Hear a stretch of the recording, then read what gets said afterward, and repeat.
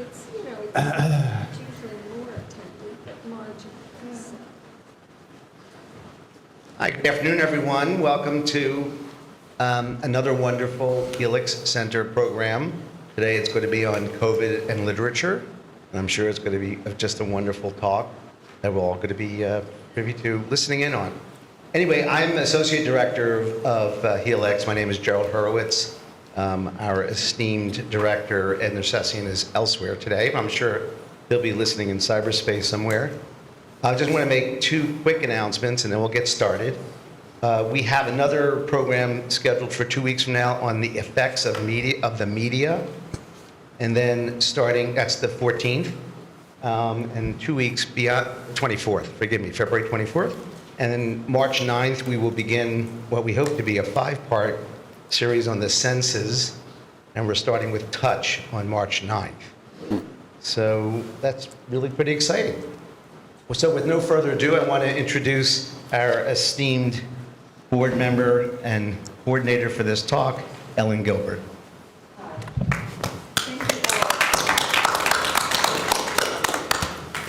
So as they say in the biz, housekeeping. But in this instance, we're literally talking about housekeeping, as in keeping the roof over our heads. Helix is a nonprofit organization. We charge nothing as we continuously bring remarkable conversations to live and online audiences, although we certainly incur expenses in doing so. Our website, helixcenter.org, is a treasure trove of recordings of previous roundtables. It also features a donate button. We do not offer tote bags. We offer great ideas. Your programs have detailed descriptions of each of our panelists' work. If I had to enumerate their many remarkable achievements, we would never get to today's discussion. So I will identify each of them briefly.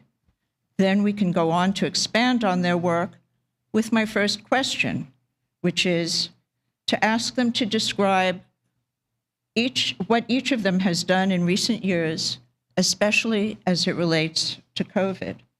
Today's participants, Simon Critchley, hand please, is Hans Jonas Professor of Philosophy at the New School for Social Research in New York and a member of the Board of Directors at the Onassis Foundation. Richard Deming teaches in the English department at Yale University, where he is Director of Creative Writing. Eric Kleinenberg is the Helen Gould Shepard Professor in the Social Sciences and Director of the Institute for Public Knowledge at New York University.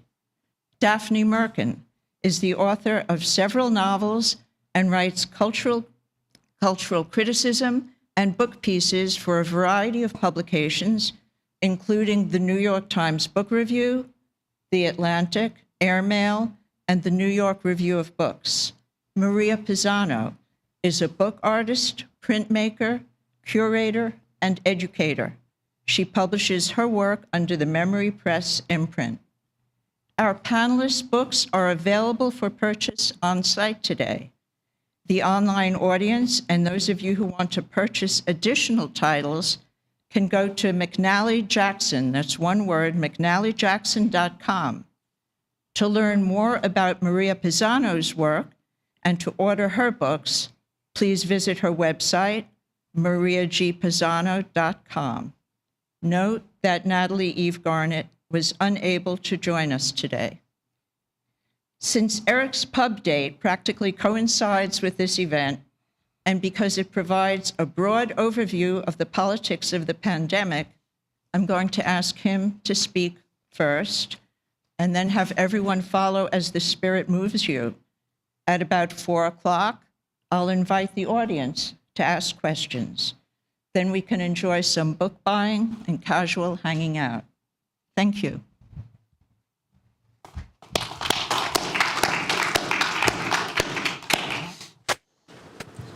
So just go. Okay. We have very limited instructions here, so we're going to wing it. I'm going to speak for about 2 hours, and then since we're in a room that houses a lot of psychoanalysis and thinking about psychoanalysis, I thought I'd begin with a quick question. I'm a social scientist. I think I'm the only social scientist on the panel. We love to survey people. So let me just ask, in keeping with the psychoanalytic spirit and the survey research spirit, could you raise your hand if you feel like you have fully processed what you experienced in the year 2020 in the pandemic? You've really thought about it, worked it out with other people? Okay, so 2, 3. Can we admit that's a small number for a group of people who are used to processing things for a living? The idea that drove me to write this book, which comes out in 2 days, about the year 2020, is that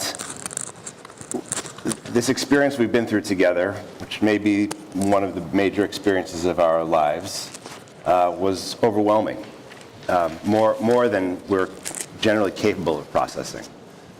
Because so many things happened all at once at such a tremendous scale. So for me, 2020 was about the pandemic, of course, but it was also about the murder of George Floyd and the movement for Black Lives. It was about the assault on democracy. Remember that idea that 2020 was going to be the election of our lifetime? We never go through anything like that again. It was about spike in violence, especially here in the United States. It was about the free fall of the economy. Millions of people lost their jobs. There was a moment where millions of people had lost much of their savings.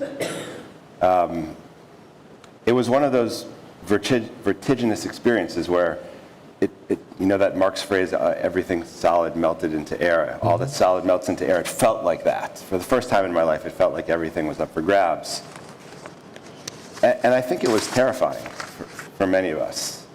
People who can't get enough news, turned off the radio, stopped reading the newspaper. We were told to socially distance, which was an ambiguous idea, right, to distance ourselves from other people. One might have said what we needed at that moment was social solidarity, but we were told to distance, and I think for many of us the impulse was to just get under the covers. And that might have been an okay survival strategy. But it also, I think, compounded the anxieties of that moment. And I will confess that when I first learned about this new coronavirus that was moving from China through the world, I had a little bit of that terror and a sense that maybe I just want to block the world out and get away, make sure my family was okay, come back when it was done. But also, I'm a social scientist, and much of my career has been motivated by this idea that crises reveal things. When we look closely at a crisis, we can see who we are, we learn what we value, we see whose lives matter, right? And by implication, we see whose lives don't. And generally speaking, what I think people in my world should do in a moment like this is throw ourselves into it and look as closely as we can. And so, despite this impulse to hide, very early in 2020, I decided that I was going to organize a team of researchers and start looking all over the world to see what was happening in real time. And I was very ambitious in the beginning. I thought I would go everywhere, and then it turned out the pandemic made that impossible. So I wound up narrowing my purview and instead decided to follow a set of people through the year. I found a person in every borough of New York. I mean, if you're going to be trapped somewhere and you want to get a global view of what's happening, New York City is not the worst place to be, right? The world is here.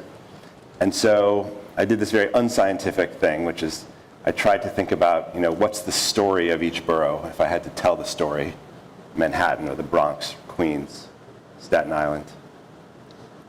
You left out Brooklyn. Brooklyn, you don't have to, when you're hanging out with writers, you don't have to say Brooklyn because it's just there. So that's my theory of the case. So I had someone from every borough, and then I thought, well, what am I missing if I do this? And first thing I realized in the middle of the summer, I was missing someone who was really about the Black Lives Matter protests, and I decided to find a person who made their life about that. And then I realized what I'm really missing is the story of someone who can't be interviewed because they died of COVID. So I found, through the help of the MTA, the family of a custodian in the subway system who died in the first weeks of the pandemic. And so there are these 7 central characters, and I tell their stories in hope that they will speak to some part of the experience, not just of the borough, but also in each of us. And I found that it was easier for me to access some of my own anxieties and concerns, experiences, by looking closely at the stories of other people than it was in some ways even of asking myself. But their stories reminded me of things.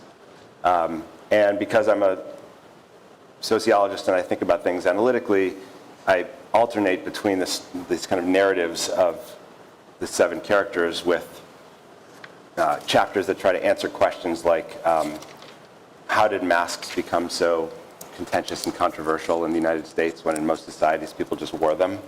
Like, how did we invest such weight, such political weight in this little piece of fabric, which suddenly showed everyone which side you were on and wasn't really about health, but your position in the world? Or why is it that in most societies rates of violence went plummeting down, but in the United States the reverse happened? So I wanted to answer those kinds of questions, and so that's the structure of the book. And I guess I'm going to stop, but the book is really an invitation for us at this moment to come out of this year for a reason, which is, here we are again, making very similar decisions. Right, which team do we want to win the Super Bowl? San Francisco, right, or the Chiefs? You remember that was the Super Bowl in 2020, it turns out. But no, we have an enormous political decision that we have to make this year, and it feels to me like we should process all of these things that we went through, because they have changed us. In many ways, it feels like things are similar, but there's something different about us. We're more distrustful. We're more divided. Mm-hmm. We're a little more quick-tempered. The things that kind of picked up and got under our skin in 2020 are still with us in a repressed way today. And so, my hope for this conversation and for this book is that we can just start to talk. Thank you. Thank you. Yeah. Okay. Want me to start? Okay. Well, thank you for inviting me, Ellen, and the center. I truly appreciate it. My book is called, I'm a book artist, and my book is called Fractured COVID-19, Memento Mori versus Memento Vivere. I don't know if you want to pass this around. Sure. Okay, so people get an idea. So that's what I'm passing around is the journal and a few pages from the journal, just a little blurb. So this artist book takes on a journey. We're in a country where breakthrough in the COVID-19 pandemic, and the book is 3 parts. It's a journal that basically details what happened to us from it. And I chose a period from, it was early February to the end of June. And it was a period that obviously upended our lives. And there's personal entries, poetry. I asked also 5 nurses to give me their first-person reaction and what they went through, and a clerk from a store. Then the book is combined with masks and tents. So this makes an ensemble. The tent structure symbolically represent the 7 humanitarian qualities of frontline and essential workers in the form of an embrace and a display in a protective circle.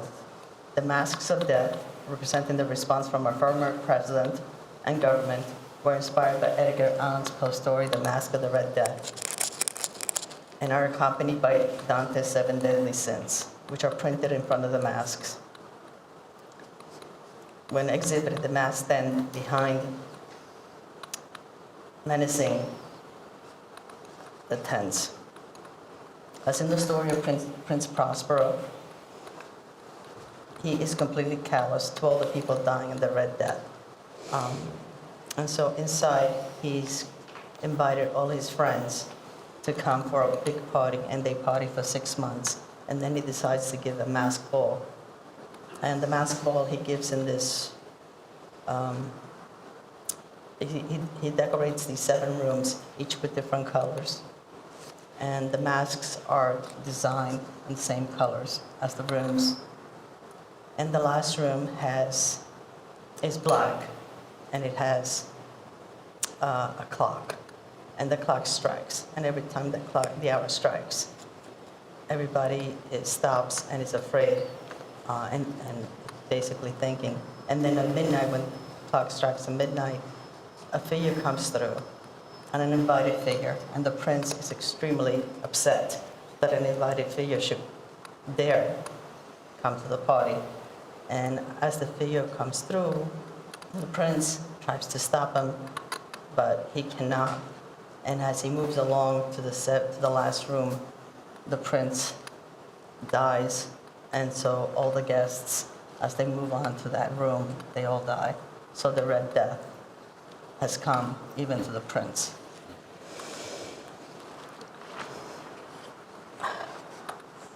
From our government, the response for the pandemic was slow, erroneous, controversial, and adversarial. Our president negated science. He created mistrust in wearing masks and vaccines. He did not explain the mRNA role in the development of the vaccine and its efficacy, causing mistrust and resistance to the vaccine. Grandstanding, he offered dangerous cures bypassing the CDC recommendations. Dr. Fauci and other experts were demonized and minimized, along with their families, and were threatened with bodily harm. The former president and his staff were daily tested for the virus, while frontline and essential workers lacked the ability to do so and remain unprotected. FEMA and the military were initially sidelined in coordinating emergency preparations, which is normally the way this is done. And contracts were given to loyal outsiders to provide masks and much-needed equipment from hospitals, with disastrous results. They never delivered, and all the money was lost. FEMA was not tasked until March 2020. By 6/30/2020, the U.S. had 126,739,000 deaths, the highest in any nation in the world. According to statistics, if masks had been used sooner, more than 30,000 people would still be alive. The majority of deaths were Black, Latinos, and Native Americans, due to the highest percentage of being employed in the front line and service jobs and not being able to work from home. Hospitals were overwhelmed with the number of patients. Doctors, nurses, and support staff were left to care for the sick and dying, inadequately protected, putting themselves and the families in harm's way. Running out of space, I think, especially in New York, you saw by the Javits Center and other parks, medical tents started to go up, and that's my tents outside, part of this book. Right, yes. That's what Maria, inspired. Could you speak a little bit to the process as these things were unfolding? Were you working and documenting and illustrating it as they happened? So, as I think with everybody, not knowing what was happening around us, I kept on reading, I kept on newspapers, online, TV, and every day you woke up to something, for me anyway, that made me angry. And at some point, I needed to do something or go crazy. And so I started doing this journal. And then the journal moved on. As more I read, the more I saw, the more, and it just so happened that I read The Mask of the Red Death again. I don't know how it even happened. And I saw this parallel between what was happening in our government and between the Prince Prospero, how he treated his people, just letting them die outside his castle. And so And then when the tents went up, I was reading, not only in New York, but all around the world, in Italy, I'm from Italy. So I see that here you have all these tents, and these doctors putting their lives on the line. And I'm saying, I just can't accept the fact that our government is just not paying attention, not, caring, not providing anything for these doctors and these nurses and these first responders who are dying. And so that's what, Yeah. The The online audience can't see it, but the book includes both photographs and illustrations and graphics. And it's very beautiful because Maria has varied the typeface. Right. So There's italic, there's Yeah. larger typeface. so for the voices of the first responders, I use blue, and for the voices of the government, I use red. It's very effective. Yeah. And so Thank you. I do want to read the voice of one of the nurses. She works on Memorial Sloan Kettering. Is that okay? Of course. Okay. I contracted the coronavirus early March when the term social distancing and wearing a mask were new to all of us. I experienced fevers, hallucinations, and loss of taste and smell. Although I'm now fully recovered, I still have an underlying anxiety. Will this happen again? How will this change the way we work? When developed, will a vaccine adequately protect us? As an avid reader, I am disappointed, yet not surprised, at my inability to read a book. I cannot concentrate. Here's an attempt to explain the impact of COVID on essential workers. So here she is, a nurse working with cancer patients. And what is she saying? She's not concerned about her. She talks about other workers that were impacted. The focus has been on healthcare workers on the front line of this crisis, but the often overlooked true heroes are the essential workers that show up every day, the cashiers and the grocery store, the mailmen, UPS, and other delivery people who bring us our essential items such as food and cleaning products, the sanitation worker, the MTA workers. All these essential workers are the people who make our world function even through a pandemic crisis. Sorry. Thank you. Thank you. Okay. You're not finished? Please continue. Is my time up? We're not timing. Okay. By the way, there's a really bad clicking sound. Can everyone hear this? I am aware of I that. hear it, yeah. Yeah. It's what? Let's see. Someone's earrings are hitting the mic. Oh, that's what it is. I wondered what that was. Thank you. I think this fell out of my ear. Okay. Excuse me? I think this fell out. Good thing I took my earrings out. Think. You okay? The first responders did not skirt their responsibilities regardless of the peril and placed their lives on the line to protect us. They were not egotistical, self-serving. They gave us hope, showed us courage, devotion, humanity, honor, integrity, and truth. And this is what's on the tents, these words. In contrast, the 7 masks represent the 7 deadly sins committed by the former president and his henchmen.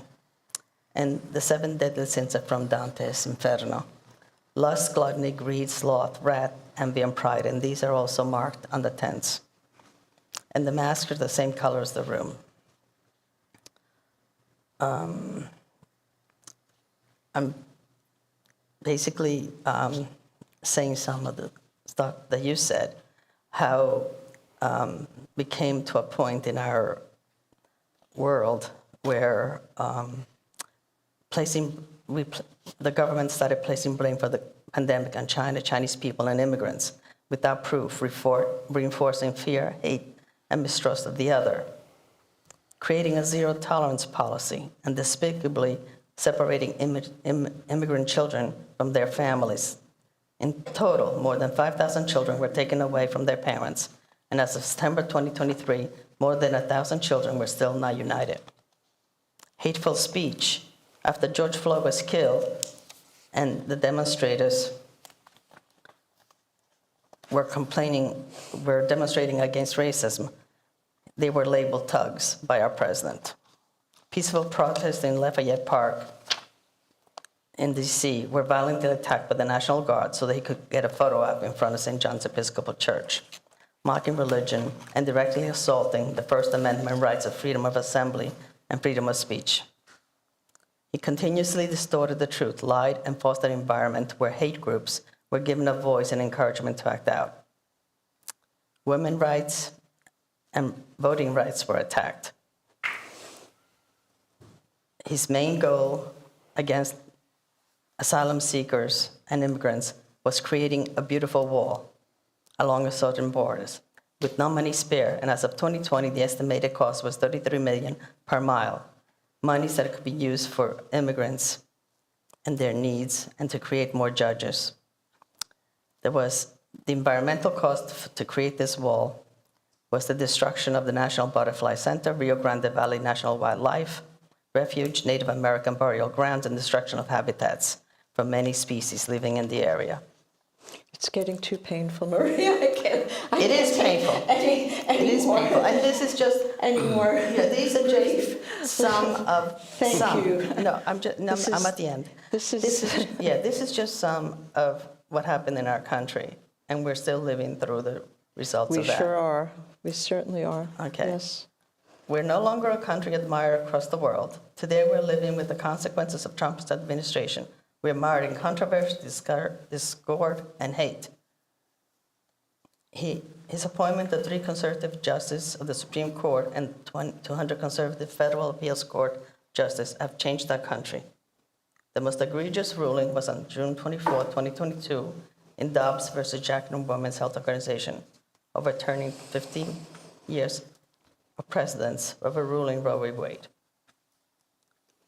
The book is interspersed with images of nature, which was a place, I think, where we all could relax, could breathe, could find some hope. And I just want to read a final poem, and then I'm done. End of day. I am threading on the waves, manipulated by ocean currents, lonely and marooned. What can I grab to anchor me? The ocean, a place I love to calm me, embrace me, hug me, complete me, now alien, invasive. Thank you. Thank you. Thank you. Thank you. Yes. Daphne, the books that have gotten me through the pandemic. COVID-19 betrayed America's cult of curdled optimism. FaceTime with lipstick. Tell us about it. Right. I think I'm going to sound like my usual, somewhat contrarian, somewhat pessimistic self before I say what was in these pieces, which is, personally, I would like to leave Trump and all that surrounds him out of the COVID discussion, if only because Trump comes into every discussion overbearingly. My feeling during COVID was that COVID did not particularly bring people together as I thought 9/11 did. My sense was that people became more of themselves during COVID. If they were isolated, they drew sort of salvation from the isolation that COVID naturally provided. If they were very social, they obviously missed the social life of COVID and tried to circumvent it via Zoom and all those ways of doing it. I'm also not so sure. I based this on a conversation I had 2 days ago with my literary agent. I wanted to send him a book by a Hungarian journalist. I thought it was supremely well written on Ukraine. And he said, I think people have forgotten Ukraine. That might sound brutal. That might sound brutal, but I do think, as everyone has said about Americans, they have a particularly short memory. I'm not so sure COVID has permeated the culture in a significant, sustained way. I think at the very beginning, there was, I still remember the clapping when, at the end of the day, for the nurses. I also think COVID brought out less positive things, like class distinctions. I remember most of COVID, I was the only resident in my building. And it's a, if you want to call it a posh building, it's not an unposh building. And I thought, am I the only person who doesn't have a summer house? Everyone got away. I think people looked out, as people tend to do. But again, as I said, I'm not a particularly optimistic person. I think people looked out primarily for their own, how they would survive COVID, not how the group or the civic society. Ellen nicely mentioned these pieces I completely forgot because I'm busy writing a piece on Barbara Streisand's 970-page memoir for the New York Review of Books. That's our next roundtable, by the way. Not that I understood why the New York Review of Books was interested in it, but they were. Hey, So I said that in the beginning of COVID, I said I thought it would bring out all my high-minded readerly inclinations, like my promises to myself to reread Anna Karenina, or, first of all, I felt panicky, as I think a lot of people did, and didn't read so much in the beginning, and mainly read my beloved British periodicals like TLS and the London Review of Books.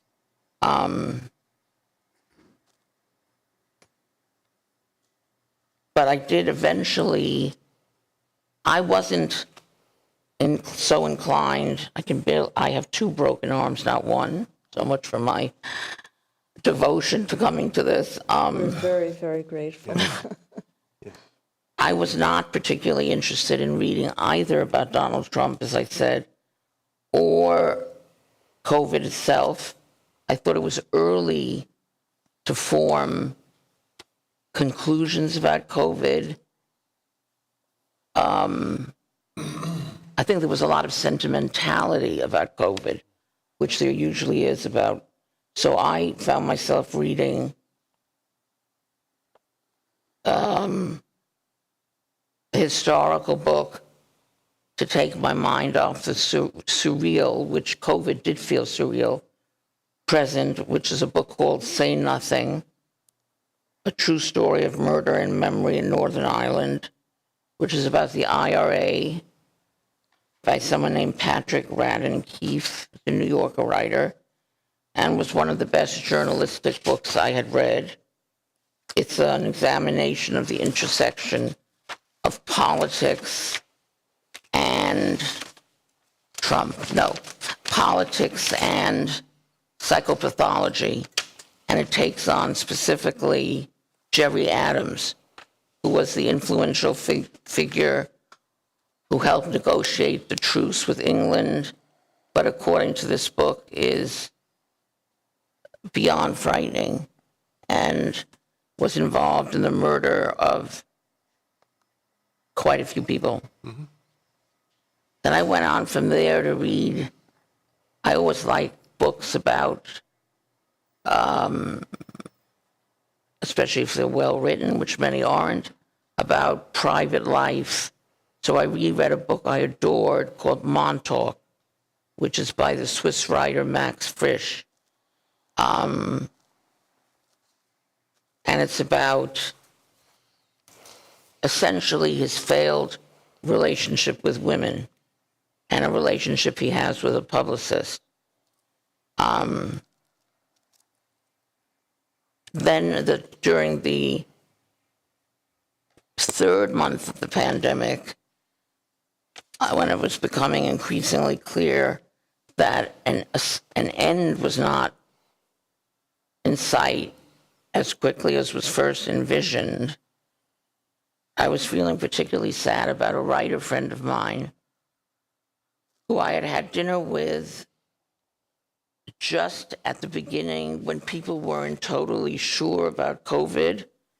And another friend of mine had a book party at, forgetting the name of the club I belong to for writers. Century Club? Century Club. Shows you how much I like it. And I had dinner with this writer named Patty Bosworth, and 10 days later she died. And that led me to read a book called A Burning. And I immediately warmed to the opening line, that you smell like smoke, my mother said to me. And it's about a terrorist act that isn't really a terrorist act. And then lastly, although I'm not a lover of fabulism, I did read a book that I loved called The Lost Shtetl by someone named Max Gross, which is about a fictional shtetl that was overlooked, which could never have happened in real life, and all these squabbling Jews. And anyway, I found it. I think people, in general, read to, or some people read to escape, but there are different kinds of escapism. So mine is a certain kind. And then I wrote a piece that I thought American, this one was for a very good online magazine called Quillette, which is sort of contradictory, which appeals to me. And it was about the optimism of American culture, specifically, what's his name, the one who has a very famous book, Norman Vincent Peale, who was a big influence. Is that the Trump power has of said, positive thinking? yeah.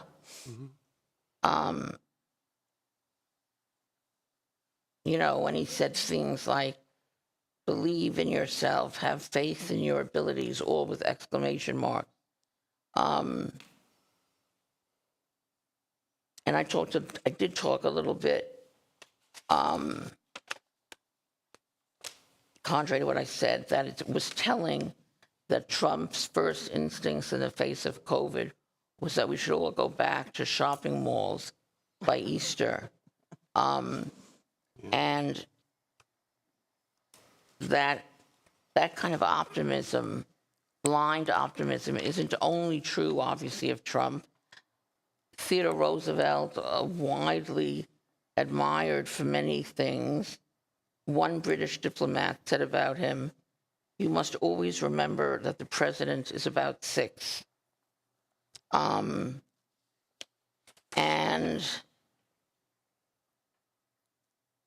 I, of course, invoked the pessimist Freud, who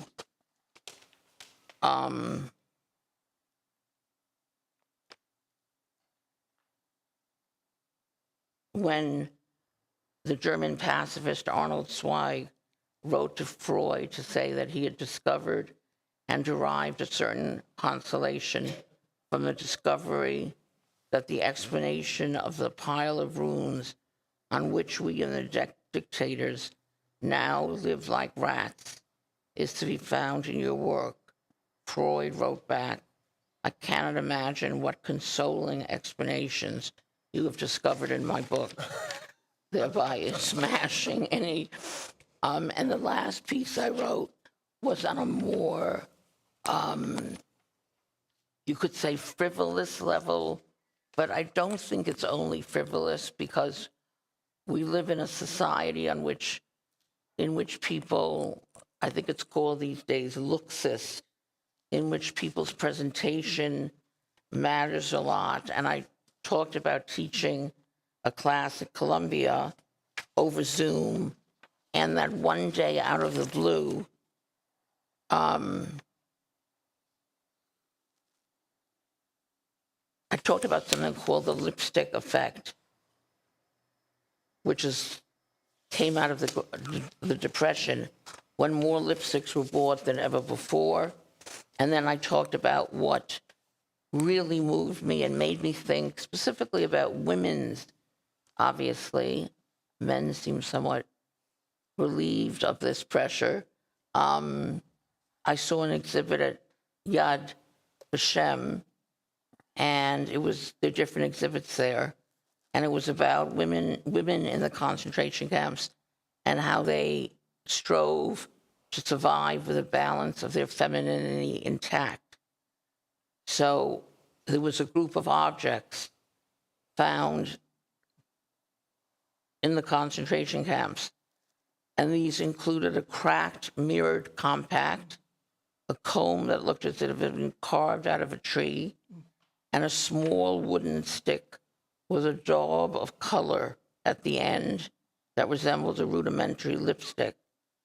And the Yad Vashem website said the following commentary: looking good during the Holocaust also carried the meaning of life. Before selections, women smeared on their cheeks whatever remained of the rouge that they had safeguarded with extreme care and shared it with their mothers and friends. This makeup became a lifesaver. This led me to say that on Zoom, I never bothered. I think I wrote that I don't think I wore pajamas, but I wore a sweatshirt and, never bothered at all. And it was an MFA class on the art of literary criticism. And there were some women in the class who, were much more put together. And one day, I don't know why, perhaps because I wanted to present an aura of professionalism and not just wear my sweatshirt, I decided to put on some lipstick. And then at the very end, as I said, I'm not quite sure what impulse seized me. I finished by spraying on an unseasonably summery fragrance by Tom Ford called Neroli Portofino Aqua. As I was coming out of my bedroom, my daughter sniffed the air suspiciously. "You're not wearing perfume," she said in a horror-struck tone, as though I had just committed grand larceny. "For whom?" she asked, continuing to sound appalled. "For myself," I declared, because I felt like it. Thank you.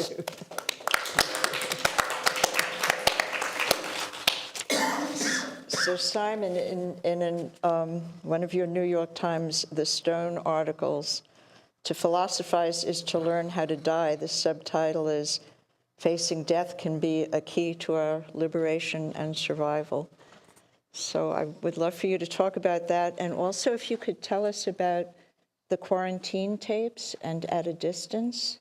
If you could say a word about those. Okay, well, that was Paul Holdengraver, yeah. But Yes, but you had two yeah, I did some of interviews those, with yeah, them. and a lot of podding. A lot of podding was done. I podded. I was teaching Heidegger's Being in Time. It's a long story. In 2020, and then the pandemic happened, and I'd already started to record these things, and I began to figure out a way of doing that at home. I was here throughout in Brooklyn, and persisted. I'd say, I mean, to put the cat amongst the pigeons, COVID was good for business. The philosophy business, because everybody else was in the situation that we have been talking about for 3,000 years. We are experts in social distancing, from Socrates in his cell through to all the great books that have been produced in isolation and captivity, Boethius' Consolations of Philosophy and many others, and the books which are responses to plague and war. And I've got, I wrote something in, this is the New York Times for you. It was published as Philosophize to Learn How to Die. My title was Our Fear, Our Trembling, Our Strength. They didn't like that. So I got the title that I got. I could talk about that. Okay. But a couple of things that come to my mind is... You can talk about other things. Well, yeah, but I didn't write a book. There's a twist in that tale, but I wrote a book which came out in 2019 called Tragedy, the Greeks and Us. And when that came out in paperback just as the pandemic, had great for sales, right? And the one thing that you notice, one phenomenon I noticed was plague amnesia. Plague amnesia, right? If we look at history, we're very good at thinking about wars, and we forget plagues. So suddenly the Spanish flu, which was a kind of a detail of history that had been largely overlooked, we're very good on the Great War, but the Spanish flu that accompanied it and killed huge amounts of people, and which we seem to forget about plague. And so the tragedy book, there's one scene in that which is a famous scene in Thucydides. In Thucydides' history of the Peloponnesian Wars. Thucydides does this extraordinary thing. He'll often pair things. He'll put one thing and another thing together and say nothing about the pairing. Just leave it like that. There's this famous speech, Pericles' funeral oration over the dead, right, in the Peloponnesian Wars.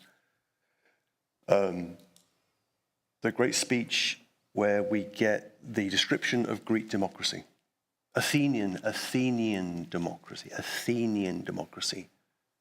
And why the Spartans don't have it, they don't understand it, and they're low lives because of that. Even though they're really good at land war, they're not Athenians. We have invented this extraordinary political form based on isonomia, equality.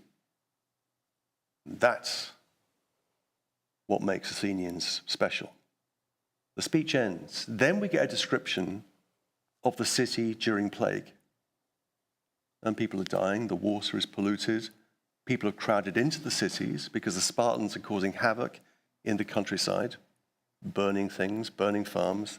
People retreat into Athens. It's overcrowded, somewhere like other overcrowded areas on the earth at this point. The water source becomes polluted, people start to die. And Thucydides just gives a description of the city in plague. And that's placed alongside the description of democracy. And just left like that. Democracy, plague. no comment, no kind of third order synthesis of that. Let's just look at those two things together. And I suppose plague is, during COVID, I was thinking a lot about plague and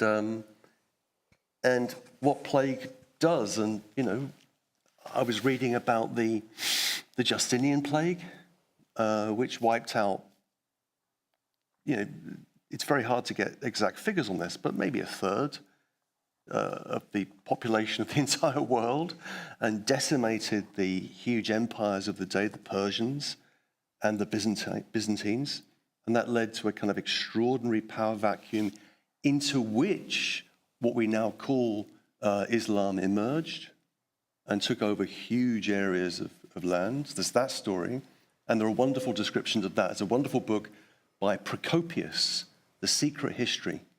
It's a kind of, Procopius was a senior administrator with Justinian, and he tells all these salacious stories about Justinian being such a malicious ogre, and Theodora being a prostitute who allowed geese to lick her genitals for performance before she became empress.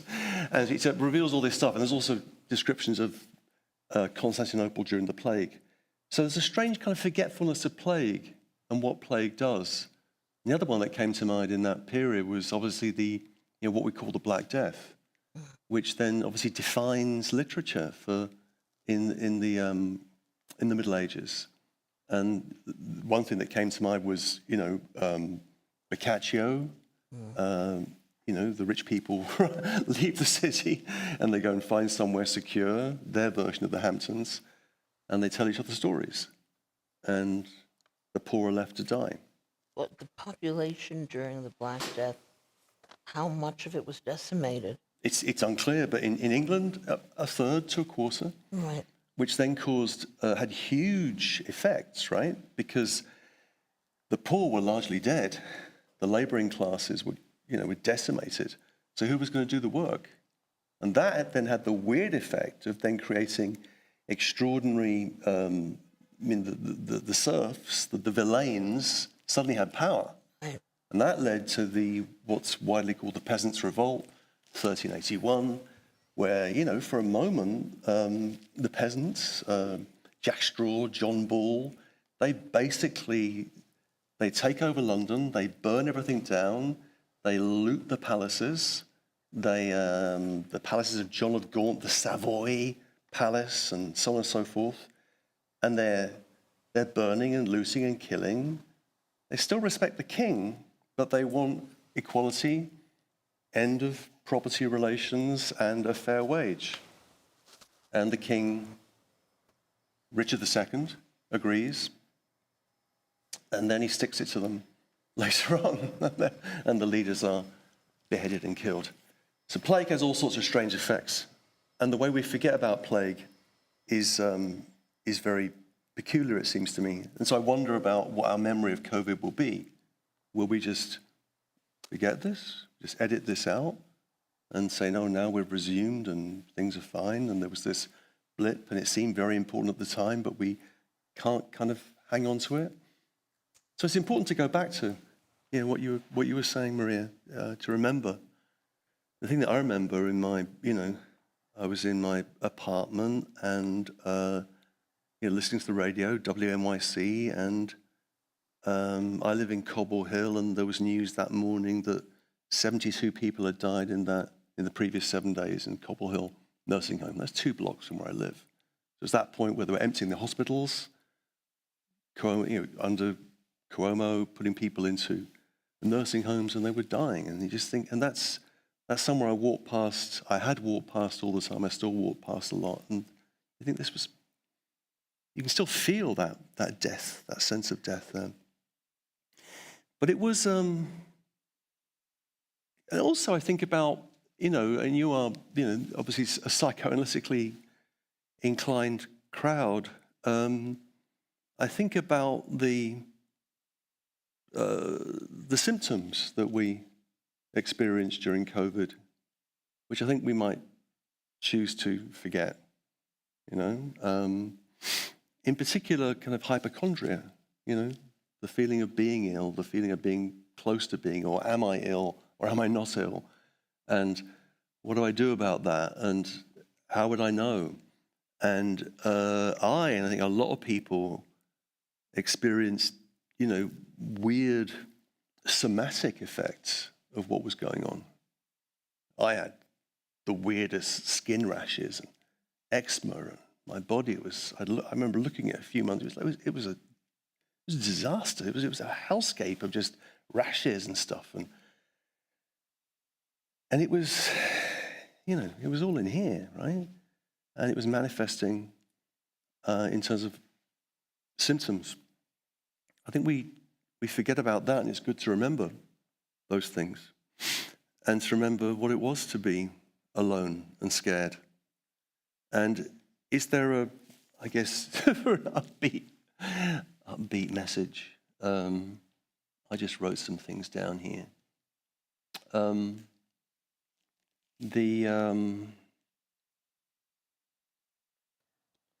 Well, I mean, the kind of the why was philosophy good? Why was COVID good for business? To philosophize is to learn how to die. Philosophy is an ars moriendi, right? So the philosopher, this is the version of things we get from Socrates all the way through to Montaigne, through to the present, can look death in the face it down, accept that necessity that their being is determined by mortality. We are beings that die, and to find a freedom in that. And the line from Montaigne, which I really like, is that that slavery, for Montaigne, consists in slavery to the fear of death. Slavery to the fear of death. And he who has learned how to die, Montaigne says, has unlearned how to be a slave. He who has learned how to die has unlearned how to be a slave. So I think there's something of that in COVID, that we experienced ourselves at the very limit of ourselves, and some people didn't make it. It's important to remember those people that didn't make it. And we all have people that we know that are no longer here. But we did something, and we faced that. The last thing I guess I'd say is that because I was teaching, the old Nazi Heidegger in this, there's a lot to say about that. But he makes a very good distinction between fear and anxiety. And psychoanalysts have got things to say about this too. Fear is fear of something. So let's say I'm scared of bears. And then, lo and behold, into the New York Psychoanalytic Institute comes a huge grizzly bear and appears at that door just over there, 7 foot tall, rearing up. I'm scared. But the security staff here, who are trained, expertly trained in the removal of bears, managed to deal with the bear and lead him out into the street and take him back to the zoo. At which point the fear disappears. So fear has an object. You remove the object, you remove the fear. Anxiety does not have an object. Anxiety is anxiety about nothing in particular. And that's the more difficult thing to live with. The weird thing about COVID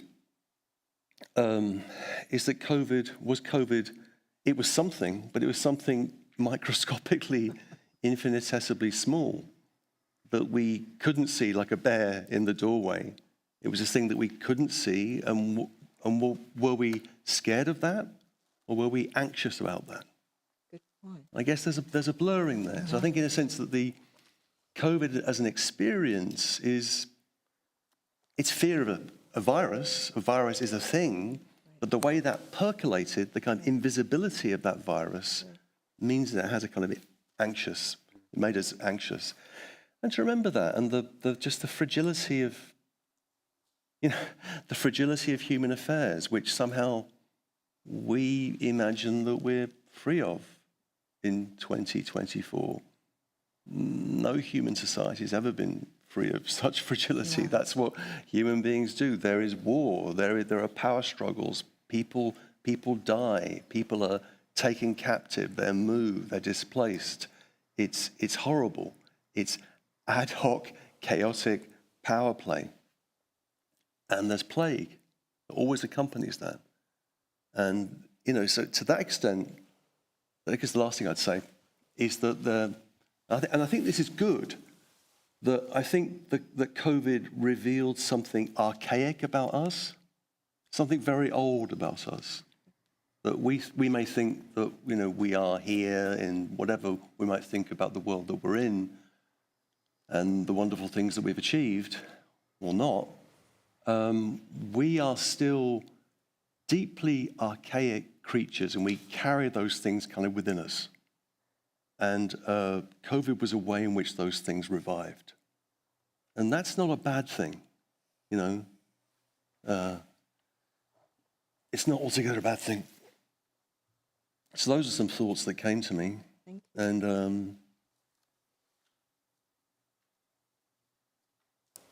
And I don't think, I guess what came out, one more thing, yeah. I had a COVID romance and got married. That was nice. Oh, wow. That was wonderful. And so I thank COVID for that. Also in a sense, the way in which I'm very interested in in mysticism for all sorts of reasons. And I've been teaching a class on mysticism off and on for 10 years or so. And mysticism is often involved in a practice of withdrawal, what's called anachoresis, right? Withdrawal.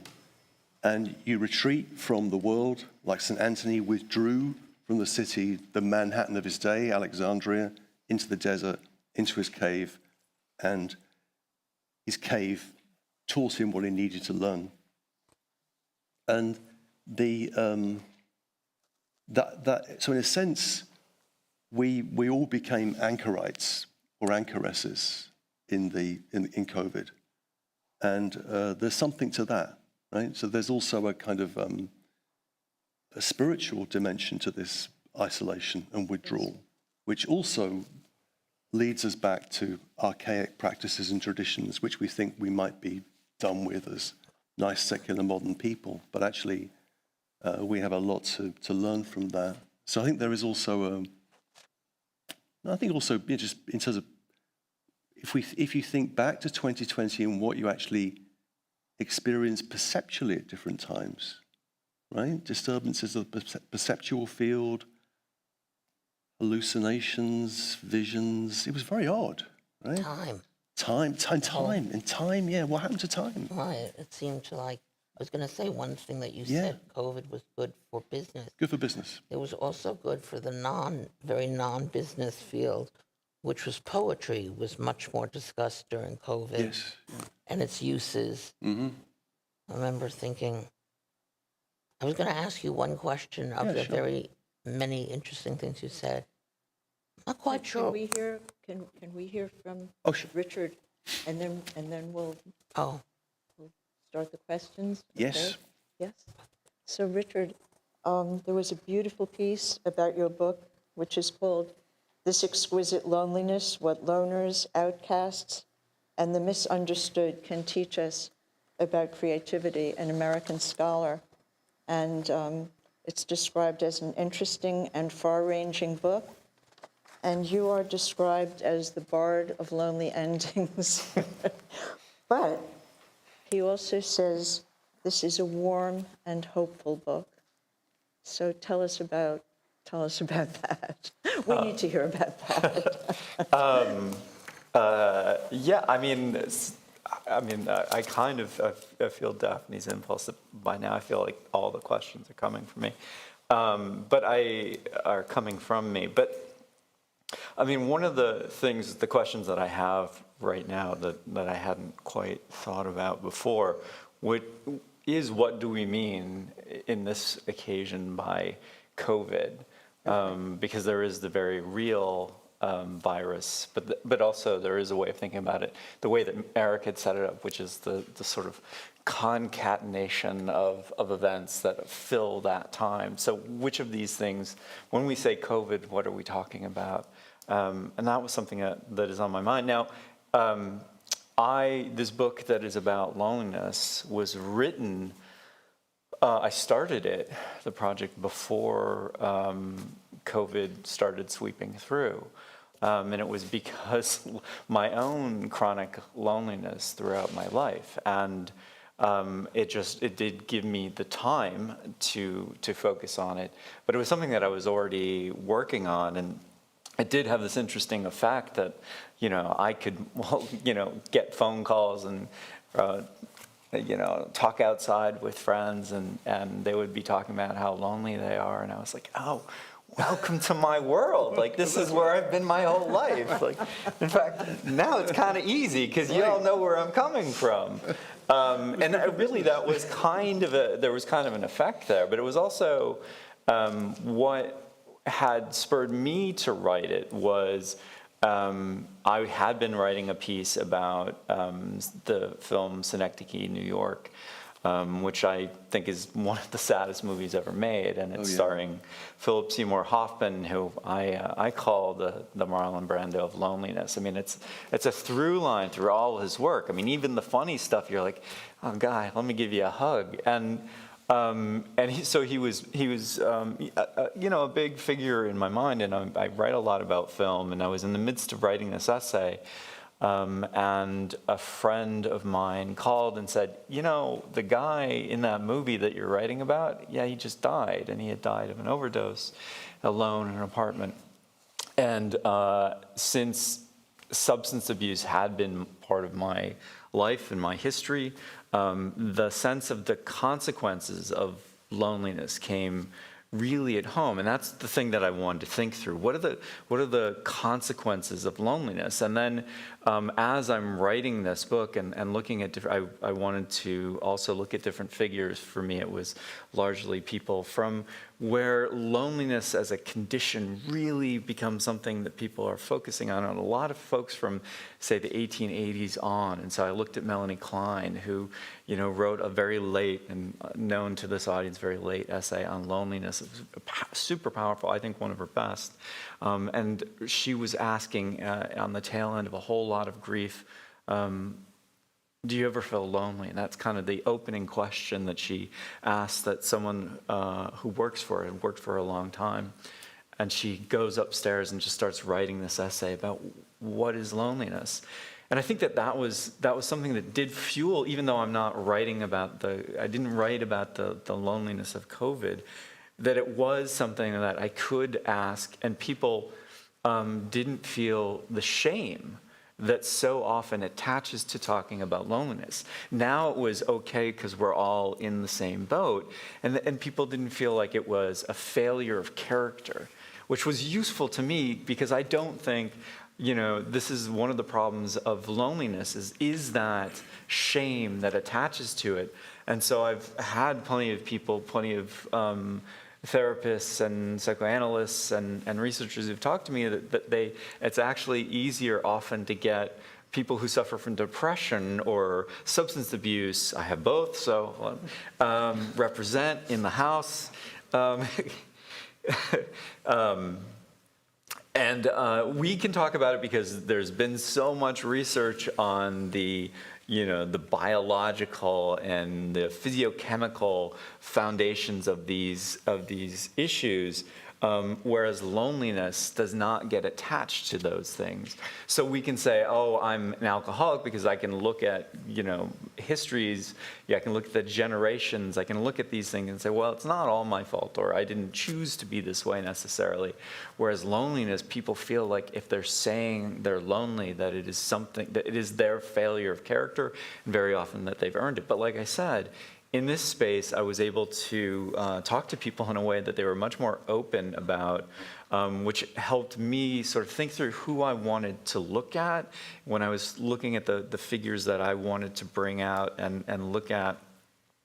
And, you know, I also think that, like, at the foundation for me in thinking about loneliness, and this is sort of something, I think, coming nicely off of what Simon was saying, is that, you know, at our core, loneliness is the existential condition. I mean, we are, you know, Melanie Klein, you know, I think brilliantly, other people have worked on this too, is that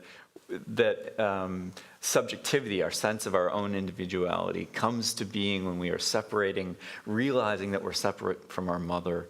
And that's where that's the separation and the isolation from that sense of, I was so in sync with another being that I thought we weren't separate. And so that is then a desire to get back to that kind of Garden of Eden, yet we never can. And that was also something that came out really, I thought, kind of interestingly, or useful for me, terrible for my friends, but the people who had the opposite of experience of Simon's, that in fact had COVID divorces or COVID strains, because I think that that was a way that it showed for a lot of people,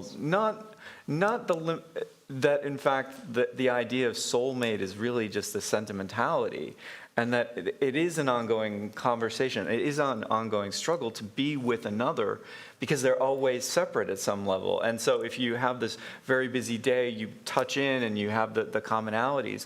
But when people were kind of all day, every day with each other, they started to find that instead of the commonality or the shared bonds, the differences, which also make relationships important. We need relationships because of difference. But it became very clear that we aren't that sentimental whole. So again, this was things that I wanted to look at. And you know, the one choice that really came out of looking at, like, I wanted it to sort of not speak directly to the pandemic and the situation of it, because I wanted to look at Egon Schiele, the painter, who died because of the Great Flu of 1918. As did his friend and basically his mentor and best friend, Gustav Klimt, and so did his wife, newly married, and she had really changed Sheila's life. And she was pregnant, and she died from the influenza outbreak, and then a month later, he too died. And so this to me was just when he had kind of moved past his sense of being just the wild romantic painter and had found like new depth, it wasn't solving all his issues, but there was a new groundedness in his life that he hadn't had because of his family life. And so that was something that I really thought was important, because I think also I wanted to look at that rather than necessarily go to a moment that we were experiencing, because I think, and this is, you know, sort of ongoing and throw out to everyone, I think one of the real problems of thinking about COVID in literature, and it may be different from, say, social sciences, is that we all generally had time to think about what we were all processing. And even though we didn't finish it, most of us, we were still doing it, which makes it harder, I think, for me to be a writer, to write about that period, because I feel very much like everybody has such a deep take on it that it becomes kind of redundant. And so a lot of the work that's kind of come out, the literary work that's come out of it, you know, very quickly, or films, feel dated, and feel to me like already chewed, we've already digested it. The thing to do with this is to find the future moment in which we can reflect back on it and get it in its entirety, both in its texture and then its overview, because ultimately that's, I think, where literature often steps in, which is the very personal experience of a collective moment. It is, you know, the poem is the cry of the occasion that Wallace Stevens tells us about. And so what we need to do is find that moment that the individual cry can speak for the moment, but that may take some time. And digesting, Eric's terrific book, thinking about, the multiple factors that are happening in this one moment and bringing them together in order to separate them, to see them better. Can I say, that was fascinating. You put so much on the table. And I want to talk a little bit about loneliness and isolation, solidarity, which was also a kind of evanescent possibility, and this question of what it was to go through something together. So years ago, I wrote a book called Going Solo about the fact that there's more people living alone in the world than ever before. I think you maybe wrote about it at some point. And I was very attuned to this situation where millions of people were not just hiding at home from this disease when we had to socially distance. They were home alone. And to be alone meant something very different. So early in the pandemic, we started reaching out to people in that situation to have conversations about the experience. This is in real time. It was really striking. People who live alone develop techniques for dealing with that situation and for managing loneliness, which is inevitable as a kind of threat. But what they kept returning to was this idea that they felt, unlike at other times in their life, that they were going through something with everyone else at the same time. There was a way in which they felt that their experience was in sync with the experiences of other people around them.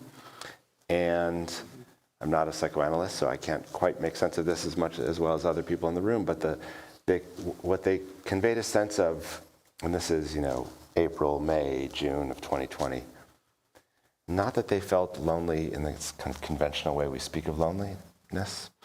They said they felt physically lonely. They longed for intimacy, touch. They said they felt unmoored in the world because they realized the extent to which their sense of themselves was anchored in interactions they had with familiar strangers, kind of people in the neighborhood who they see in a recurring way that just kind of organized the narrative of their life.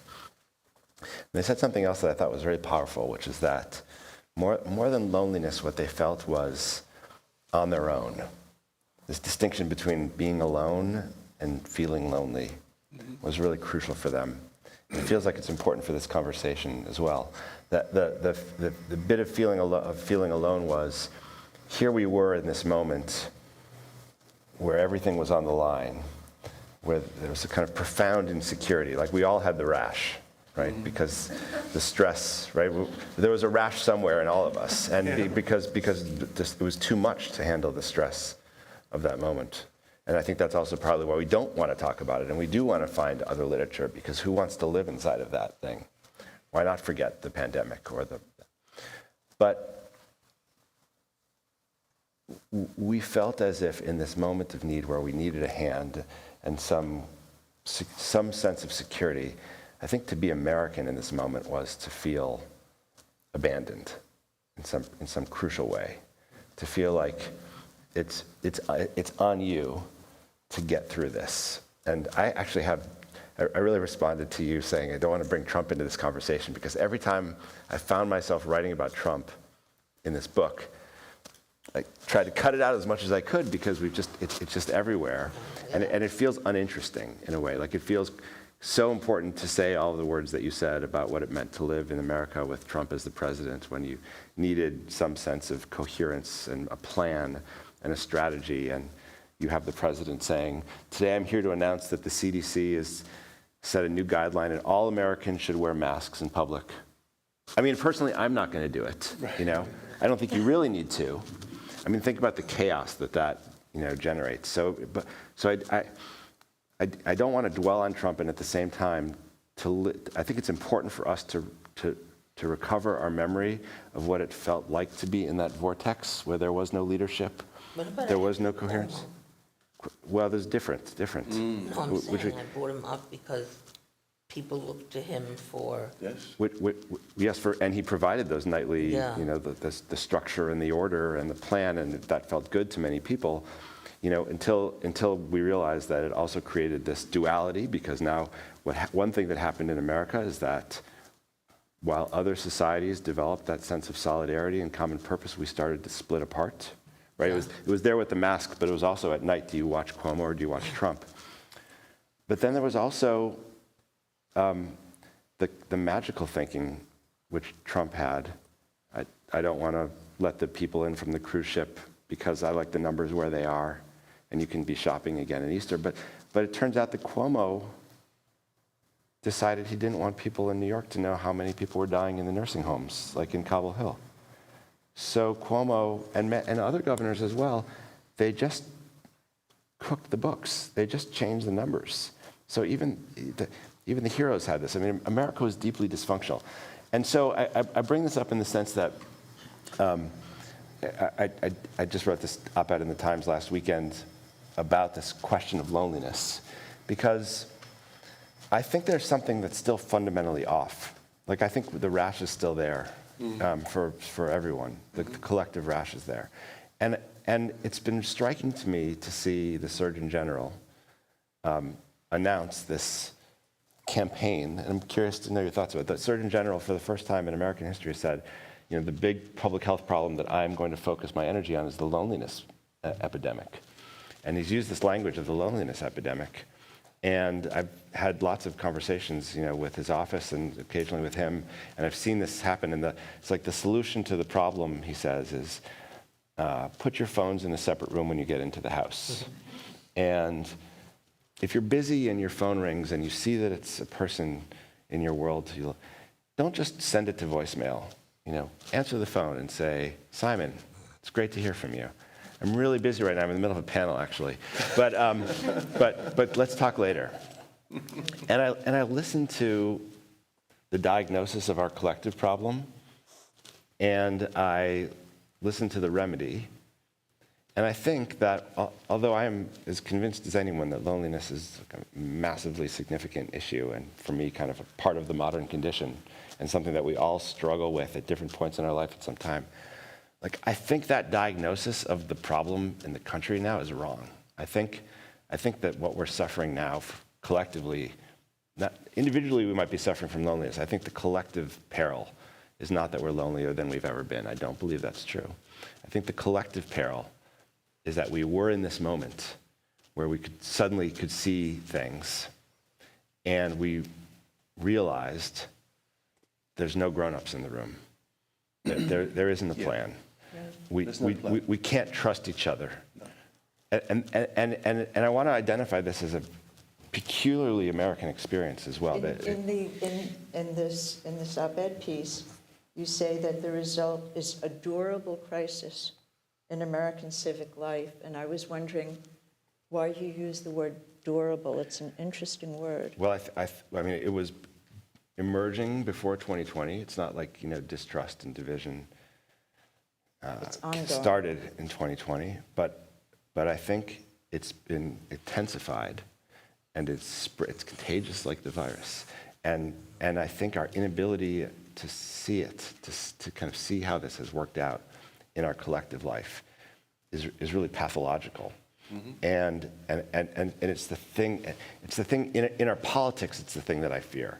And so obviously loneliness is a part of our political story.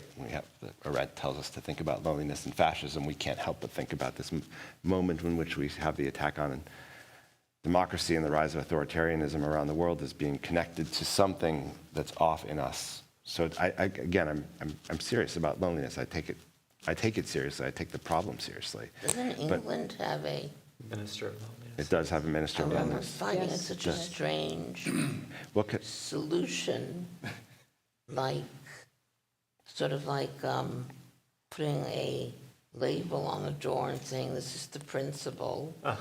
And if you have trouble with loneliness, but it was interesting to me that there was that public acknowledgement also of in many ways, amorphous problem. And that was a few years ago. Yeah. What if you email the Minister of Loneliness and you get an away message? Daphne, I haven't forgotten, I'm sorry I cut you off before. You had a question for Simon. If it's not too late and if it's apropos, please.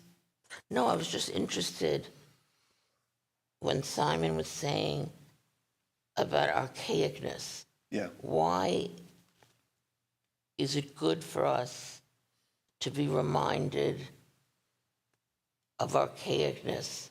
Presuming I know what you mean by archaicness. It just interested me as an observation that we go back far. Yeah, we go back. Yeah. Things are much more elemental. Yeah. Yeah, but things are much deeper. And I think we divide history up into these ridiculous categories, like ancient, middle, modern, and postmodern. And I don't really believe any of that. I think human beings gather in social forms, and they do rather similar things. And lo and behold, it's not just Homo sapiens that do that. Neanderthals did that. The Denisovans did that. Various types of hominids do similar things too. So the archaicness is also an archaism about the species, and what might connect us to other aspects of our species. I think it's really deep. And I think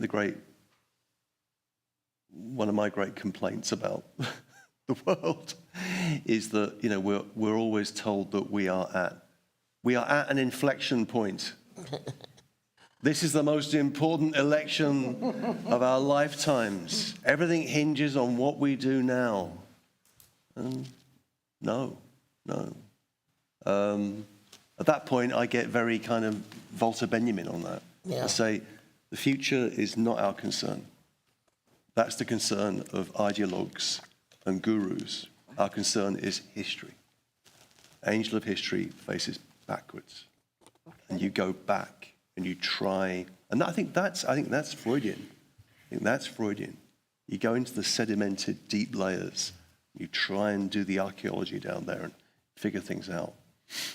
But we've just become so hooked on short-term promises. I looked at some of the stuff at the end of the summer, some of the promises made about AI and Right. 30, 40 years ago, or about driverless cars 15 years ago.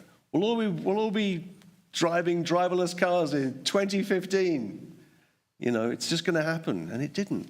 And so we're continually duped by this idea of the future, which is always, it's not next year, it's kind of 10 years away, and we have to decide what to do. I think we could spend much better time dwelling on history. It's somber in that way, but I think it's also not optimistic. But I think one learns a lot from that.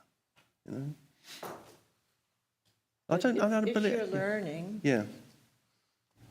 aren't you hoping to extrapolate from that for the future? Yeah, but only by ignoring it. I think By leave ignoring the future to itself. Okay. I would love to know if people agree with that or not. And let's really try and understand huge historical movements and find parallels which illuminate our present. Okay. So, for example, the fact that most societies have had to deal with their COVID, right? And it's been linked to their social and political forms of existence intimately. What can we learn by looking at those periods?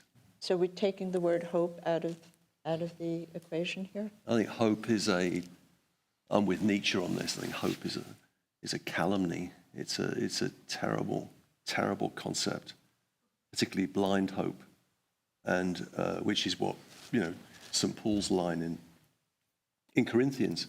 I think a much more important, a much more useful concept than hope is courage. Right? Courage. You have courage. You learn. You study history, society. You learn these things, and that gives you the courage to move on. Hope is something else. Hope is something it tortures people.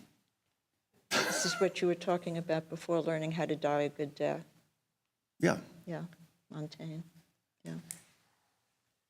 So I'm very I would love anti-hope. to know if people agree with that or I'm not. sorry, but can you have courage without hope? Yeah. I think you can. So what are you looking forward to? If the courage, Well, I mean, it would be courage is, a woman I knew back in the day, Gillian Rose, very good philosopher, had this line that she liked, which is keep your mind in hell and despair not. Keep your mind in hell and despair not. I think that's courage. Her book. Yeah. That's courage.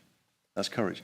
And the idea of hoping for, the idea of, which is usually based on some idea of history having a certain shape, some great arc, we were all delighted by those Obama speeches when he talked that way. And I think we have learned the sober lesson of that at this point. And I think it's... the men cannot change? The men cannot change and learn from history? Is that what we've learned?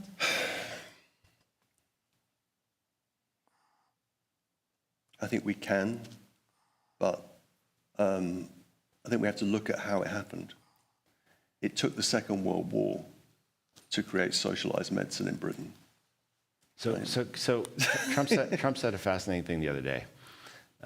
He said, "Are you better off now than you were 5 years ago?" Which is, I think, so fascinating because the line is supposed to be, "Are you better off now than you were 4 years ago?" Because that's when he was president. That's when it ended. But he said 5 years ago. Because he would like us not to draw on that memory. He would like us to erase the past in 2020. You must think I'm an amazing pilot. I mean, we took off. It felt great to be soaring above the clouds. We had an exhilarating time. Forget about the whole crash landing part of that experience. Right. Remember this moment. And so, you just brought up the idea of the war as a lesson we would then draw upon to make policy decisions, which involves a story that we tell about what happened in the war and why it happened and what is to be extracted. How do we learn about ourselves and how to protect each other? The welfare state. We want to give to devastated countries, not pummel them so that the dark tendencies don't emerge. So here we are now. I mean, we have enormous questions to answer about what kind of world we want to make today. Forget about the past and forget about the future. There's an art of living, which I think we need to be focused on. This is probably not the last virus. I keep reading about this climate change thing. The weather? Yeah, something's getting hotter. There are places that have been democracies for some time that maybe won't be. I've been reading about Israel and Gaza. It seems like things are not good there. So I don't want to say that this is the most important moment ever. It's not. I don't want to say that this is the election of all elections. It's not. But I do think, and I say this to my students, I teach undergraduates and graduate students who are, in their teens and 20s, as most of us do here, and they feel the burden of this moment. They feel the stress and the anxiety. And we could have a separate panel on young people, which I hope you do have. Well, all I can say is that it's terrifying to be in this moment in history in some way because you feel the pressure of all these things. It's also in some ways an incredible privilege to be the people alive at a moment where it feels like we're going to be making decisions about which way to go on a number of these things. I guess one reason, you asked this great question, what do we mean by COVID? And clearly, when I talk about COVID, I'm not just talking about the disease born of the virus. Like, it characterizes this moment. And in fact, I don't think COVID is in the title of my book. For me, it's this extended moment. And I think it's so important for us to have a better diagnosis, to face up to what we went through in this time, and the ways in which these crises hit us, the ways in which we responded, and the nature of our response revealed something about us. So, like, the fact that we all went to the Hamptons, and Daphne's home alone, and now Alone, right. lonely. Yeah. So there's something, right? So something that revealed. I mean, for me, one of the most revelatory moments, or revelatory things that happened in 2020 is when everything was falling apart, and the economy was crashing, and we didn't know who would live and who would die. We came up with this idea: the only people who should go to work are the essential workers. And it's amazing. I mean, I don't know if you've written about this, but like, when I grow up to be a philosopher, I want to write about what happens in this thing. Like, some people are essential. There's some people whose labor are essential, is essential, right? And you know what? I'm guessing none of us in this room turned out to be essential, right? I mean, so we have some medical doctors, maybe, or health workers. I don't know who was in the room, but some of us in this room, most of us in the room, were not essential. And so there were health workers who were essential, and custodians, and subway drivers, and clerks, and people who worked in agriculture. And you would think that to say someone is essential, it's an honorific.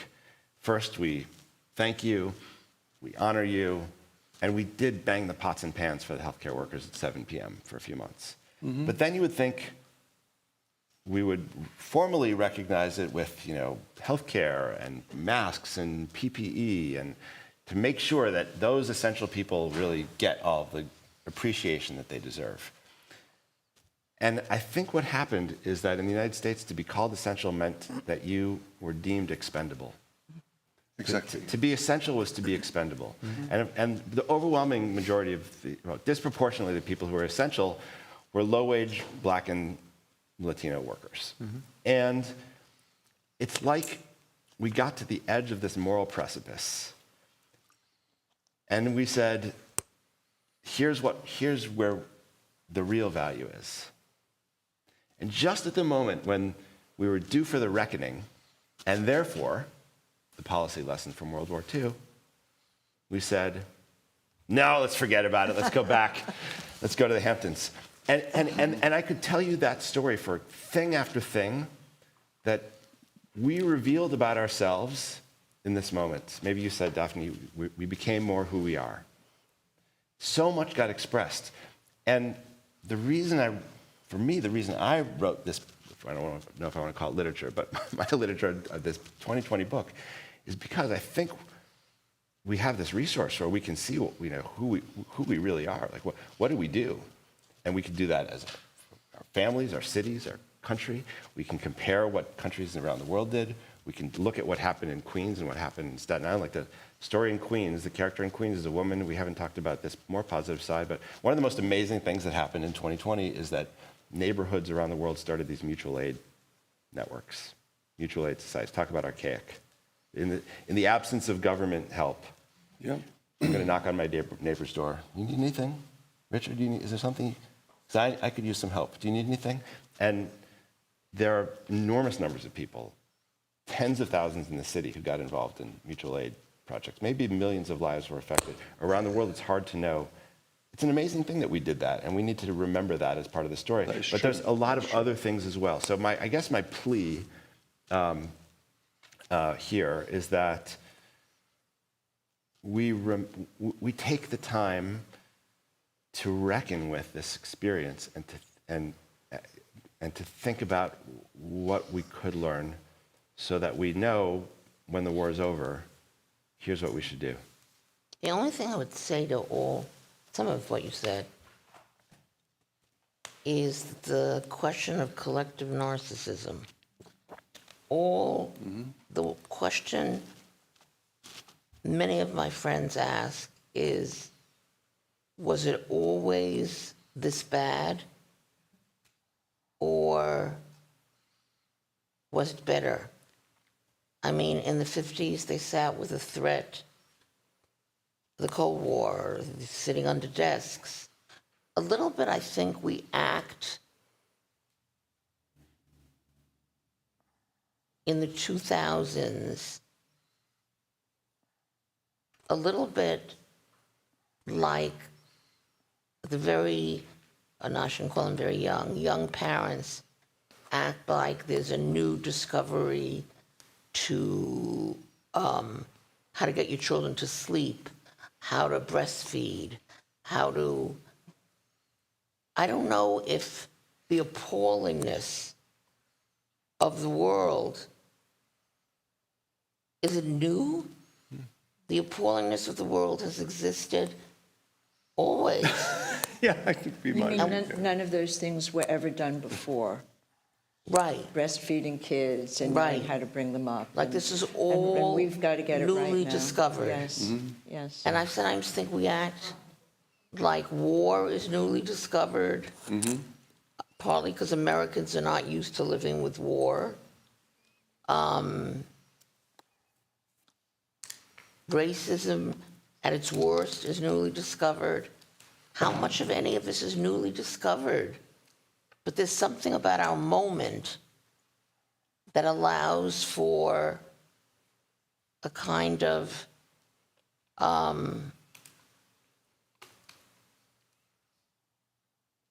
I don't know if narcissism is the right word. Yeah. So sort of, I It is the understand. right word. I understand Yeah. your question. I teach an undergraduate course at NYU on the social challenges of climate change. One of the things that I tell students is that we are actually in this kind of interesting pivotal moment where we're shifting from a geological era from the Holocene, which lasted about 11 or 12,000 years, into the Anthropocene, which is new. And we have, levels of carbon dioxide in the atmosphere that we haven't had in since we've been recording it. And so there is something new about this climate that we're in, I think.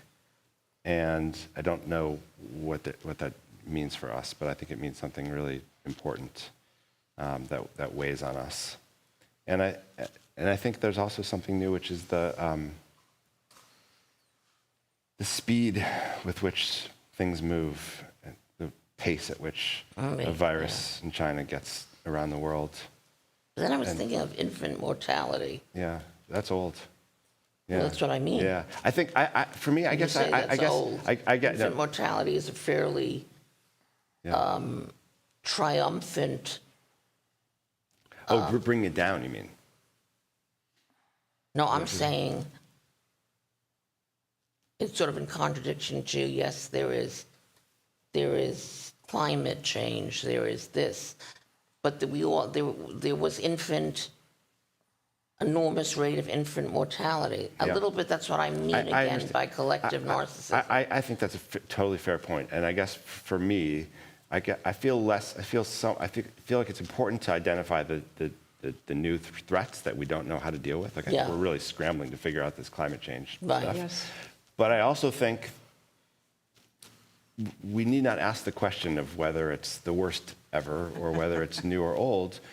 We need to solve the problems that are shaping our lives at the moment. And again, just thinking about the young people I teach and learn from, they're a really challenging set of questions where people feel ill-equipped. And this has come up a little bit in this conversation, but there is a skepticism about expertise that's important for us to deal with as well. There's very little trust. Right. And 2020 was also a story of that. It didn't seem like the people who knew the most actually knew what to do. And we're reeling from that experience. We're reeling from that experience. And the politics don't necessarily go in one direction. And the emotions don't necessarily go in one direction. So I mean, one could also say we're reeling from Derrida, that there is no one truth that it is all fictive and subjective. I'm saying there's an existential, A narrative collapse. aspect to all of this. So I think this is a great question. I know there's a question, but can I jump Yeah, on it? yeah, sure. It's a different question. So, one thing that came out of this, I think, for me is also, Daphne's, like, what did you read during COVID? Like, that to me is like, that it becomes a symptom. That's a legible text that would be really interesting to see what people read and where and when and what. And one of the books I've read was The World of Yesterday, Stefan Zweig, which was amazing. I'm obsessed with Vienna, and I was writing about Vienna, so I had to read it, and friends had always recommended it. And I was just stunned by how it felt like it could have been written like 3 months before. And those of you who haven't read it, Zweig, who was one of the biggest authors of his time, is having just an absolute collapse of the heart. He's in Vienna. He has to flee Vienna because of the Nazi regime. And Zweig writes this very long memoir about his life, which isn't nostalgic. What it is he sets us up in the introduction that he is so overwhelmed by what he realizes has been his lifelong illusion that history is progressive, that we are moving towards a complete self-consciousness of humanity, that we will be the humans that we are, that all of culture, that all the things that he had internalized and worked so hard to build in Vienna, the center of culture, was, in fact, he realizes that is, in fact, not inevitable. Progress is not inevitable. That it is simply one ideology amongst other possible ideologies. Yeah, sure. And this is not... It's a mid-19th century ideology. Absolutely, and he Kant. feels this absolutely... That's why it appears on the Brazilian flag. Exactly, and so he has this basically collapses. He watches this and then writes the book and basically puts it in the post in Brazil and then kills himself. So it's not a good ending. But part of the thing, one of the things that he adds to this and why he feels it so keenly, he thinks that this is an effect, and it goes to your question, I think, is that he says, one of our problems is media. Like, we can be in Vienna, he says, and we can learn about someone killing themselves or being shot in China and know within 12 hours that that's happened. I mean, that sounded so quaint, 12 hours. We know in 60 seconds, not one person, but hundreds of thousands of people dying all of the time. So part of the issue here is perceptual, but that doesn't negate it. We can't. That all those people were already dying, but yes, now our obligation to the other is now also part of that crisis, and one response, and it's not a healthy response, but it is a survival response, is to shut down and close off from it. The other possibility is to find new reservoirs for compassion, and that's something we could say has been lost, amongst the other things, is the curriculum of compassion that we need to develop to implement these things so they're not anecdotal, but in fact standard. Yes.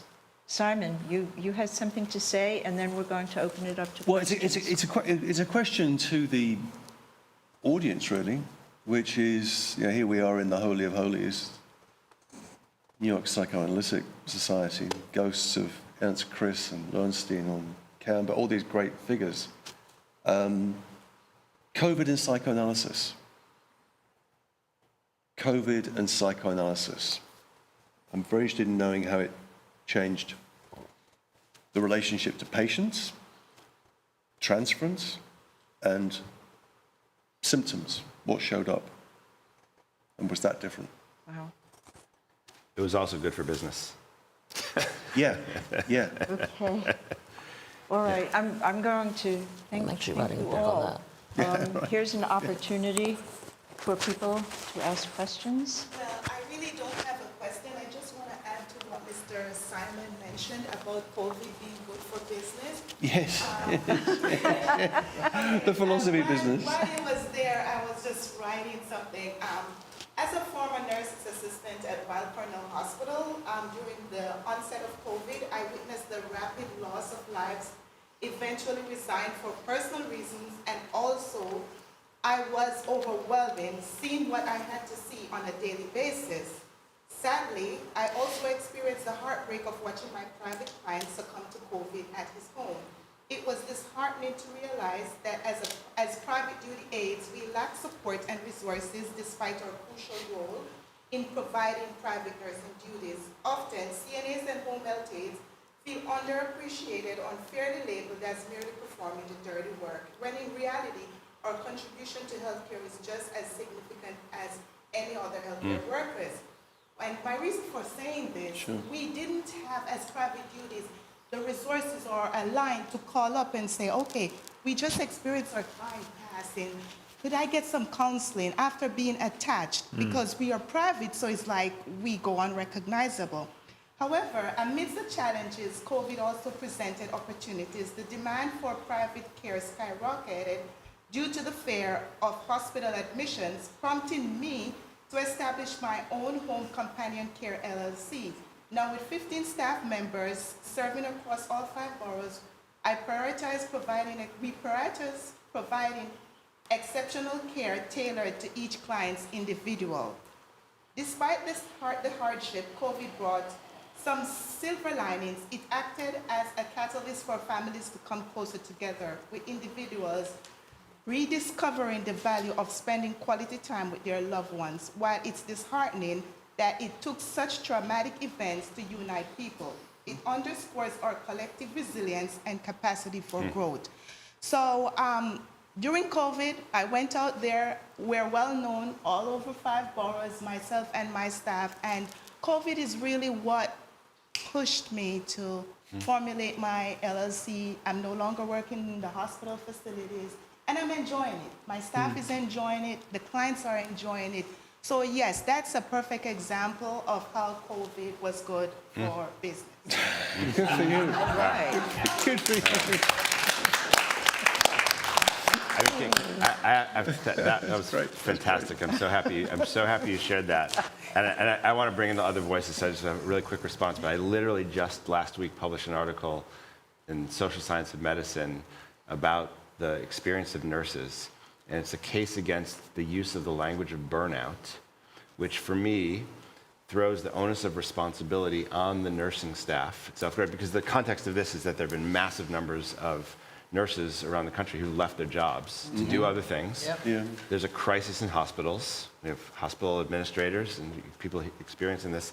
And the language that's used in the industry is burnout, which is to say, like, well, something was wrong with you because you just didn't have the fire you needed to keep it going. Right. And the much better, I think, way to think about this is that there's moral injury, that hospitals as institutions failed to provide the resources that the staff at different levels needed to cope with this unprecedented situation and the ever-present reality of death, in addition to one's own fears of catching the virus.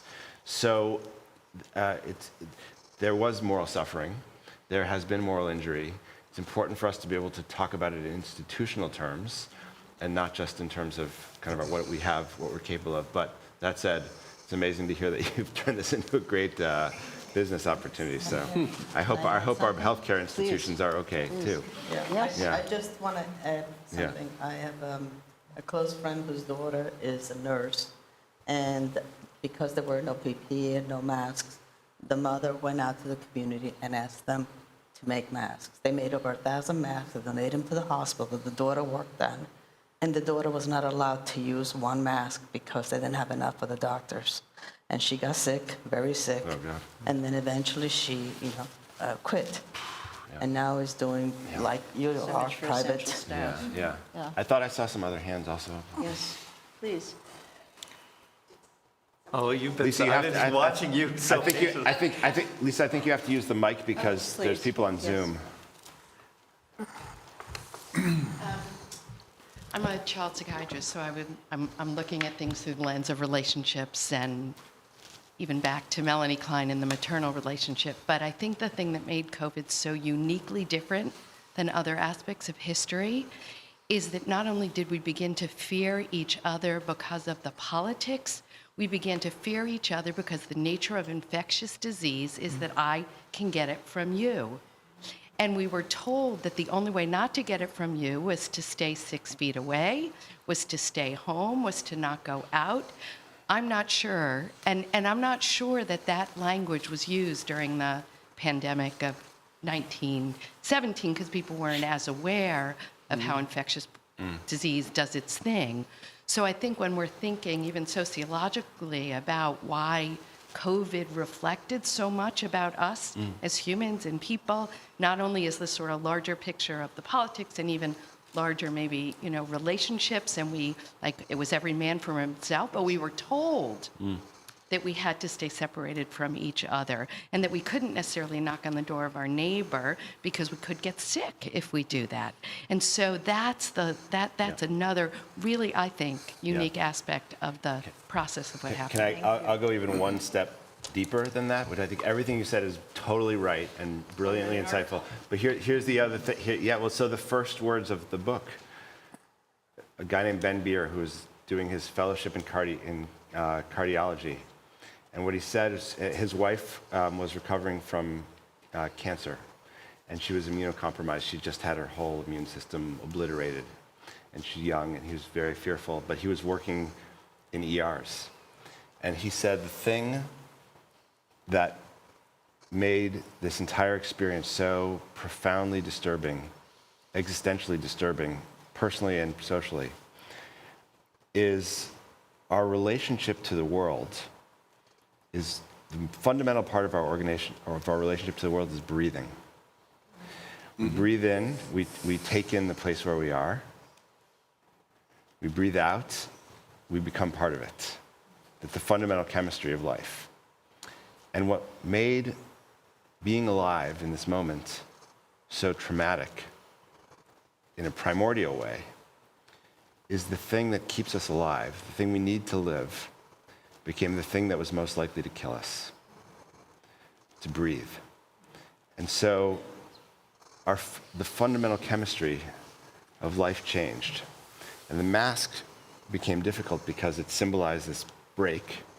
And then the next layer of now social distance and now quarantine, we put up these layers in which it's true. I have a child who comes to these lectures sometimes, and one of the first things that happened in my family is my child got sick. He had a temperature, sweating at night, exhausted, super energetic, exhausted, can't get off the couch, headache. Your parent, this is the most terrifying thing. And no one knows what's COVID going to do, who's going to catch it, who's going to die, who's going to live. No one knows. You're a parent. You read the newspaper for advice. Put your kid in their room. Close the door. Slide things under the door. Leave them a bowl of soup. What parent is going to do that to their child? Right? Who's morally, physically, humanly capable of saying to your child, "We'll catch you in 7 days"? And so suddenly, of course you don't do any of that. But how close do you get? Do you stay in the bed? And I think every one of us encountered situations like this, right, which threatens the social fabric, right? And we've all now experienced that. And I think when I asked before who's processed this, I don't know where to begin. So thank you for asking that question. Was there another question here? No? Yes. With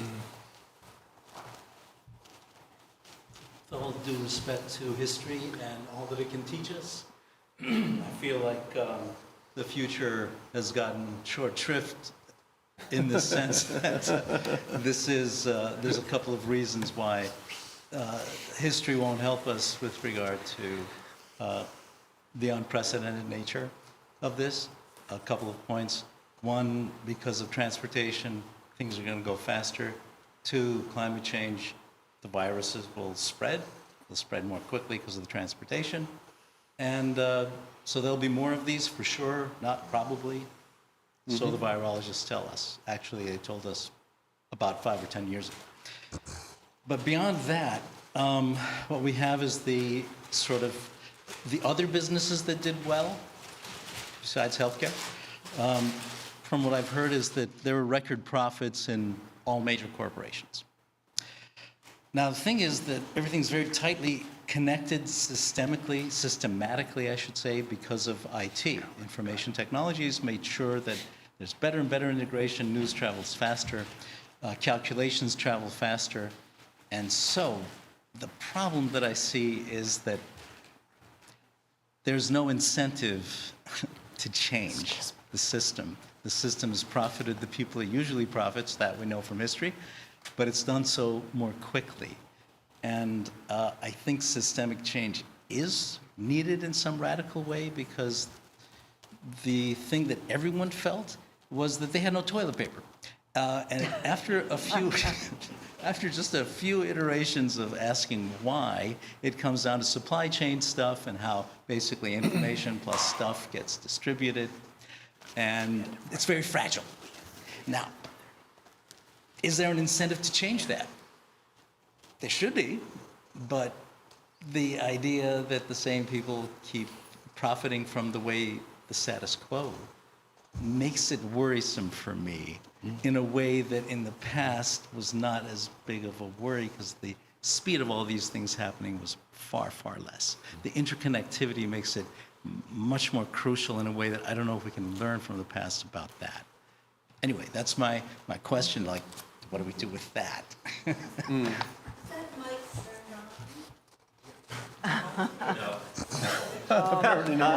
Now you ask. I think this conversation could go on for a long time, but we have to wrap things up. And I'm so grateful to our panelists and to all of you who came today. Thank you. And thank you.